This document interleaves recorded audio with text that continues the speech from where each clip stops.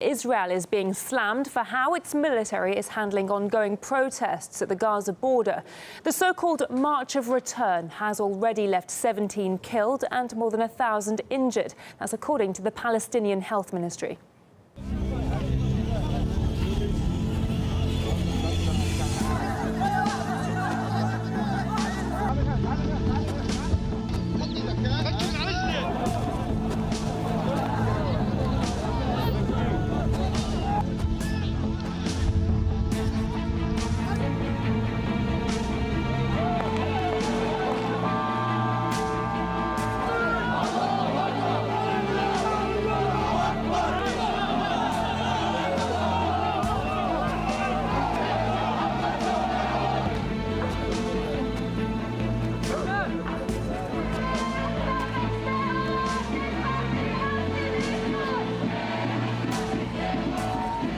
The fact that people demonstrating in a march towards the fence were actually killed by soldiers is alarming.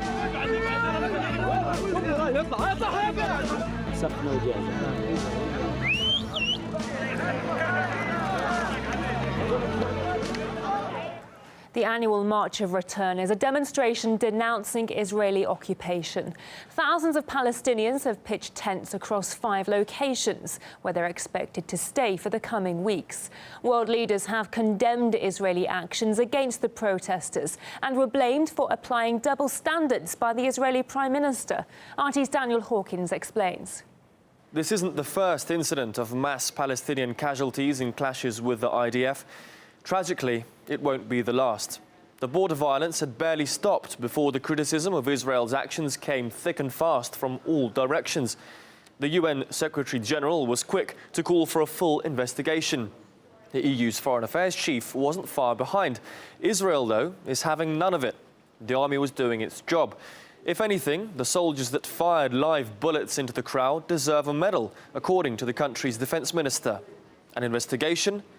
No chance. They ignore the murder of hundreds of thousands of civilians in the Middle East, but when Israel neutralizes 16 terrorists, they convene an emergency meeting of the UN Security Council. The IDF will not cooperate with any investigative committee. Let them investigate the murders of 500,000 people in Syria and tens of thousands in Libya, Sudan and Yemen. No punches pulled, and some may say he does have a point. Multiple EU states have taken part in NATO or US-led interventions in Libya and Syria, which have contributed to civilian losses.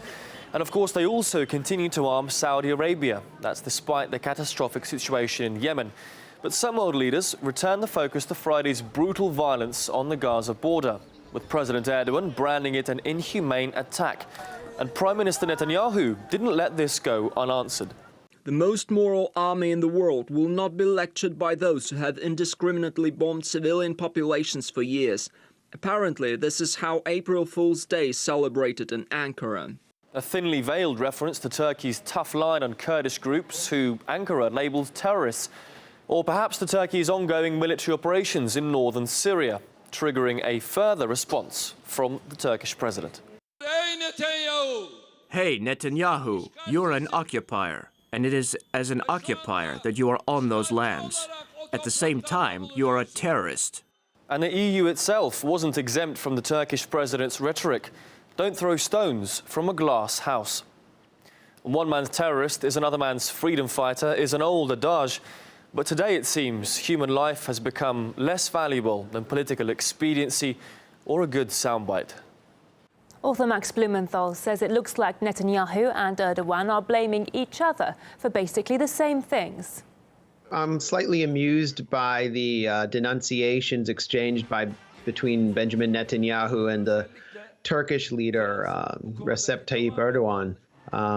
Both are accusing one another of massive human rights crimes, and both are correct that one another has committed gigantic human rights crimes, Netanyahu in Gaza and against the Palestinian people in general, and Erdogan now in Afrin in Syria. I compared this spat between Netanyahu and Erdogan to the 2004 film Alien versus Predator, where 2 monsters battle one another to the death. And You know, in real life, as I mentioned, Netanyahu and Erdogan are cooperating below the surface.